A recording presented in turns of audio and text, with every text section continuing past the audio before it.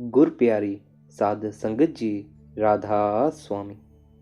प्यारी साध संगत जी, आज का यह सत्संग गुरु महाराज द्वारा संसार के बारे में फरमाया गया है। प्यारी साध संगत जी, सत्संग को अंत तक जरूर सुने। सत्संग के वचन।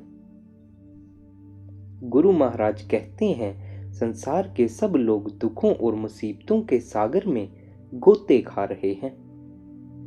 कोई बेरोजगारी और निर्धनता के कारण दुखी है, किसी को रोग के कारण कष्ट है और किसी के घर में मृत्यु हो जाने से शोक छाया हुआ है। संतों ने तो संसार को दुखों का घर कहा है। संसार के दो भाग हैं, जल और थल। जल में छोटी मछली को बड़ी मछली खा जाती है और बड़ी मछली को और बड़ी मछली निगल जाती है। थल पर भी बड़े पक्षी छोटे पक्षियों को और छोटे पक्षी कीड़े मकोड़ों को खा जाते हैं। सिंह और चीते निर्बल जीवों, भेड़ बकरियों आदि को खा जाते हैं। मनुष्य सभी जीवों को अपना भोजन बना लेता है, उससे कुछ भी सुरक्षित नहीं है। परंतु जीवन सभी को प्यारा है। उन्मूक पशुओं की पीड़ा को देखने पर कंपकपी होती है, जिनको मनुष्य के भोजन के लिए प्रतिदिन काटा जाता है तथा जिनको हम शिकार के लिए गोलियों का निशाना बना देते हैं। मनुष्य शरीर हमें प्रभु प्राप्ति के उच्च उद्देश्य के लिए मिला था, परंतु हम इसे प्रभु के जीवों के प्रति क्रूरता में गवा देते हैं। जब मनुष्य इस सीमा तक गिर जाता है तो पशुओं से भी गया गुजरा होता है। पशु तो भूख मिटाने के लिए अन्य जीवों का शिकार करते हैं, परंतु मनुष्य जीवा के स्वाद अथवा शिकार का शौक पूरा करने के लिए जीवों का घात करता है। इसके अपने शरीर पर जरा सी खरोंच भी आ जाए तो पीड़ा से व्याकुल हो जाता है और शीघ्र ही उससे मुक्त होना चाहता है। कितने आश्चर्य की बात है कि हमारे रहने के लिए बनाई गई इस पृथ्वी पर ना तो शांति है और ना ही सुरक्षा। कोई नहीं जानता कि कब मृत्यु आ घेरेगी या कब कौन सी विपत्ति आ जाएगी। यह संसार हमारा वास्तविक और स्थायी निवास नहीं है। हम पराये देश में हैं, जहां कोई भी वस्तु नित्य नहीं है और ना ही अपनी है। हमारे चारों ओर 5 तत्वों यानी मिट्टी, पानी, वायु, अग्नि और आकाश से बना हुआ मन और माया का पसारा है। दूसरी ओर आत्मा सचखंड की रहने वाली प्रकाश तथा आनंद के सागर परमात्मा की बूंद है। यह शाश्वत आनंद के समुद्र की बूंद तो है, परंतु युग युगांतरों से मन का साथ लेने के कारण अति मलिन और अपवित्र हो चुकी है और अपने स्रोत को भूल चुकी है। यह अपने निज घर को भूलकर इस संसार में ही रम गई है। आत्मा मन से बंधी है और मन इंद्रियों के भोगों का गुलाम है। इस प्रकार आत्मा कुसंगति का फल भुगत रही है और आवागमन के लंबे चक्र में फंसी हुई है। केवल मनुष्य शरीर पाकर ही आत्मा किसी पूर्ण महात्मा की शरण में जाकर नाम का भेद प्राप्त कर सकती है तथा श्रद्धा और लगन से निरंतर अभ्यास करके मुक्त हो सकती है। मौलाना रूम अपने अनेक बार घास फूस बनने तथा 84 भोगने की बात कहते हैं। गुरु साहिब कहते हैं, प्रभु भक्ति तथा प्रभु प्राप्ति केवल मनुष्य शरीर में ही हो सकती है। 84 लाख योनियों में से दूसरी किसी योनि को यह गौरव प्राप्त नहीं है। यह बड़ाई केवल मनुष्य को ही मिली है। देवी देवता और फरिश्ते भी मानव जीवन पाने की लालसा रखते हैं। 84 के बहुत बड़े तथा दुख और पीड़ा से भरे जेल खाने से बाहर निकलने का द्वार केवल मनुष्य शरीर ही है। परंतु अफसोस है कि हम विषय विकारों, इंद्रियों के भोगों को नहीं छोड़ते। हमारा मन इतना निर्बल तथा बेबस हो गया है कि जो इंद्री चाहे इसे खींचकर अपने घाट पर ले जाती है, परंतु यह कभी संतुष्ट अथवा तृप्त नहीं होता। जितनी इच्छाएं पूर्ण होती हैं उतनी ही और उत्पन्न हो जाती हैं। यह जानता है कि भोग से रोग और रोग से शोक की उत्पत्ति होती है, फिर भी अपनी बुरी कामनाओं का त्याग नहीं करता। याद रहे कि इस जगत में किए गए हर कर्म का फल भोगना पड़ता है। सबसे बड़ी सजा काम की है। गुरु अर्जुन देव जी का कथन है कि एक पल की काम वासना के बदले 1 करोड़ दिन नरक की अग्नि में जलना पड़ता है। इसका भाव यह हुआ कि एक पल की काम तृप्ति का दंड 33,000 वर्ष का कष्ट है। इतना घाटे का सौदा तो कोई महामूर्ख ही कर सकता है। हम कितने मूर्ख हैं जो यह नहीं समझ सकते कि जिस सुख का परिणाम दुख है वह सुख सुख कैसे हुआ। बुद्धिमान व्यक्ति परिणाम को सदैव सामने रखते हैं। मौलाना रूम कहते हैं, भाग्यशाली हैं वे लोग जो अपनी दृष्टि सदैव मंजिल पर रखते हैं, जो अंत को देखते हैं। फिर इस कठिन विपत्ति से छुटकारा कैसे हो? इस पागल मन को मूर्खतापूर्ण कार्यों और निश्चित विनाश के मार्ग से हटाने का क्या इलाज करना चाहिए? फिर आप ही जवाब देते हैं। ठीक उपाय ढूंढने से पहले हमें मन की प्रकृति अथवा स्वभाव के विषय में विचार करना होगा। हम जानते हैं मन स्वाद अथवा रस का लोभी है, परंतु यह कभी एक स्वाद अथवा रस से सदा के लिए नहीं बन सकता। कोई रस, कोई सुख इसको सदा अथवा लंबे समय के लिए नहीं बांध सकता। जैसे ही इसे पहली वस्तु से अधिक सुंदर या स्वादिष्ट वस्तु मिल जाती है, यह पहली को त्याग कर दूसरी के पीछे भागता है। यह कभी स्थिर नहीं रहता। इसके मोह और प्यार भी कच्चे और अस्थिर हैं। यदि हम इसको संसार के रसों से उत्तम रस दे दें तो यह सब कुछ त्याग कर उसके पीछे लग जाएगा। मन को बांध लेने वाली ऐसी वस्तु कहीं बाहर नहीं, हमारे अंदर ही है। यह हमारी आंखों के पीछे और ऊपर दिव्य संगीत के रूप में धुनकारें दे रही है। संत महात्मा इसे शब्द, नाम, वाणी या अनहद नाद कहते हैं। जब मन इस दिव्य संगीत को सुनता है तो संसार के सब रस फीके पड़ जाते हैं। सब संत महात्मा कहते हैं कि परमात्मा हमारे अंदर है, केवल ध्यान को अंतर्मुख करने की आवश्यकता है। इससे हमारे दुख और क्लेश दूर हो जाएंगे। हजरत ईसा कहते हैं, खुदा की बादशाहत तुम्हारे अंदर है। गुरु नानक देव जी, कबीर साहिब, तुलसीदास जी, स्वामी जी महाराज, हजरत मोहम्मद साहिब तथा अन्य संत महात्मा भी यही कहते हैं। परंतु हम शरीर से बाहर मंदिरों, मस्जिदों, गिरजों, गुरुद्वारों में तथा कर्मकांड, रस्मों, रिवाज, ग्रंथ, पोथियों तथा दान पुण्यों में उसे खोजते फिरते हैं। इन सब का कुछ लाभ अवश्य है, परंतु ये हमें मन और माया के बंधनों में ही जकड़े रखते हैं। ये कर्म और उसके फल के चक्कर से हमें मुक्त नहीं करवा सकते, क्योंकि शुभ कर्मों का फल भोगने के लिए हमें इसी स्थूल संसार में जन्म लेना पड़ता है। गुरु के उपदेश अनुसार सूरत को दृश्यमान संसार से हटाकर अंतर में तीसरे तिल पर एकाग्र करके नाम के साथ जुड़ने पर मुक्ति मिल सकती है। पूरे गुरु की सहायता के बिना परमेश्वर का मिलना असंभव है। केवल पूरा गुरु ही शरीर के 9 द्वारों से निकलकर सचखंड को जाने वाली 10वीं गली में प्रवेश करने का भेद दे सकता है। वेद शास्त्र तथा अन्य सभी पवित्र ग्रंथ और सब धर्मों के संत महात्मा सूक्ष्म मंडलों में प्रवेश पाने के लिए किसी पूरे गुरु की आवश्यकता पर बल देते हैं।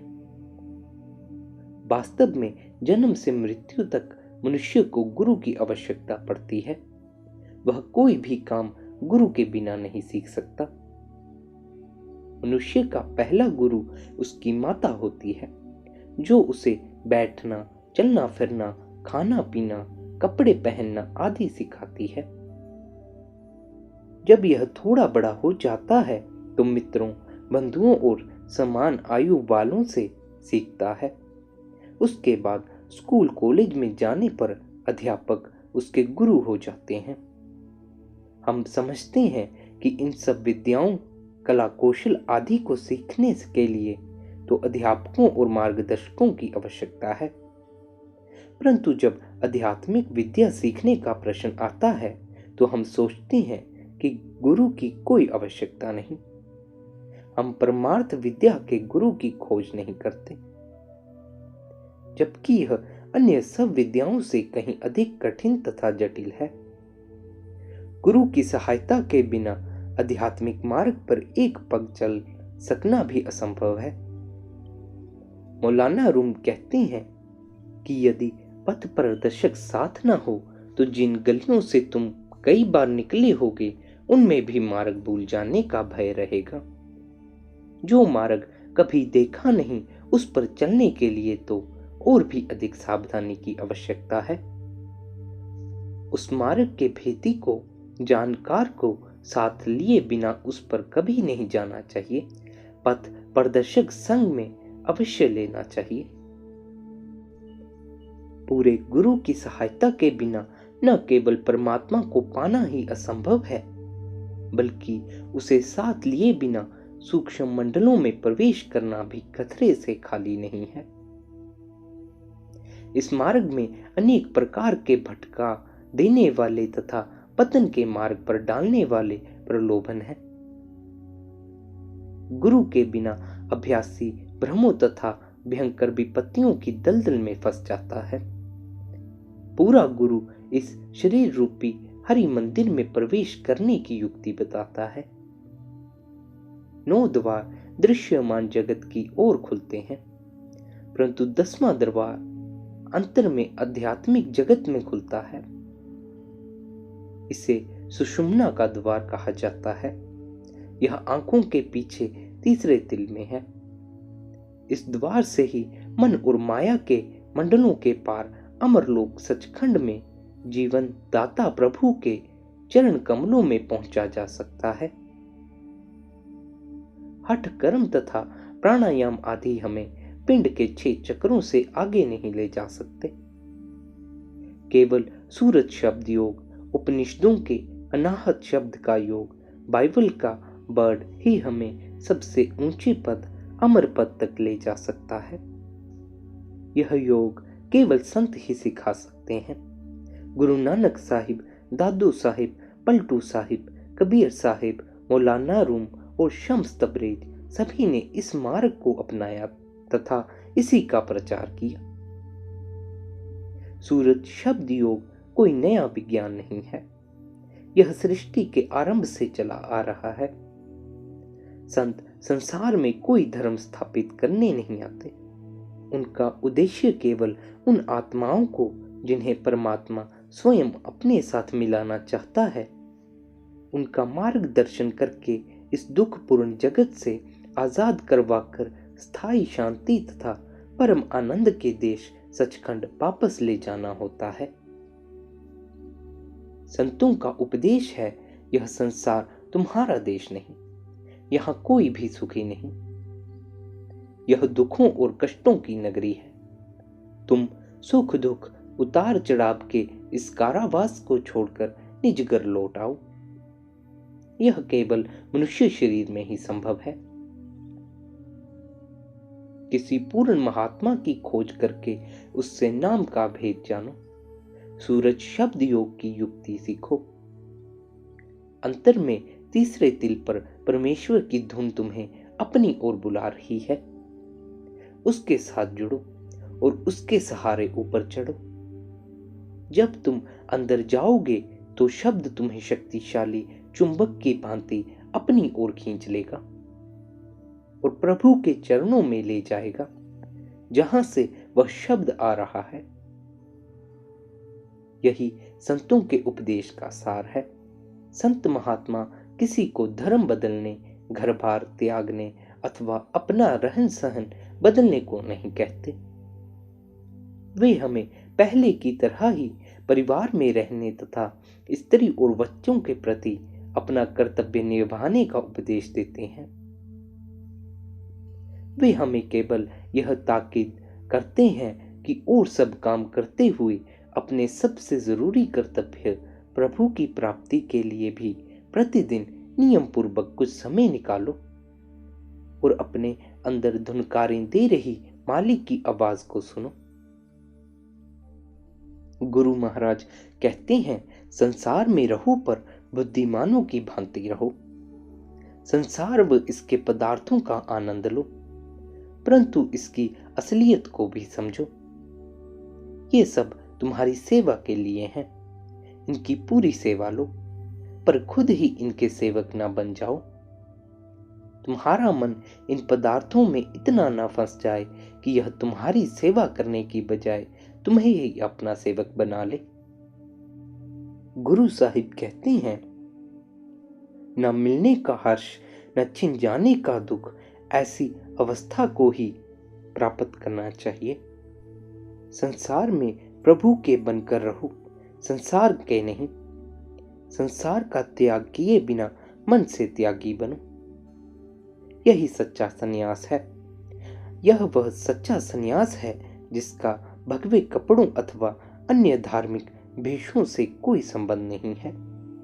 एक संत कहते हैं, यह सच है कि तुम संसार को त्याग कर नगरों व ग्रामों से हटकर वनों और पर्वतों में रहते हो, नदियों व स्रोतों का जल पीते हो, कंदमूल खाते हो, नग्न रहते हो, दिन रात ग्रंथ पोथियों का पाठ करते हो और ओम का जाप करते हो।